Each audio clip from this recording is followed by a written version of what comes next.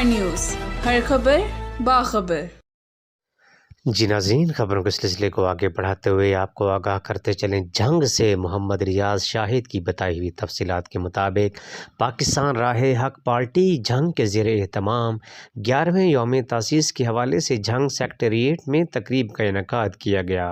इस तकरीब की सदारत ज़िले सदर राना शौकत अली ने की, जबकि फाइनेंस सेक्रेटरी पंजाब अली रहमान ने खसूसी तौर पर शिरकत की।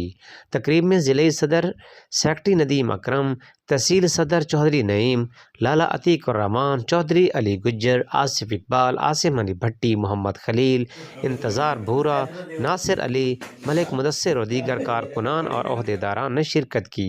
इस मौके पर गुफ्तगू करते हुए शुरका ने कहा कि पाकिस्तान राहे हक पार्टी मुल्क के सियासी माहौल में बड़ी जमात के तौर पर उभर कर सामने आ रही है और मुल्क के तौल अर्ज़ में अपनी खिदमात के हवाले से अपने आप को मनवा रही है। इंशाअल्लाह वो दिन दूर नहीं जब पाकिस्तान राहे हक पार्टी मुल्क की बड़ी सियासी जमात होगी।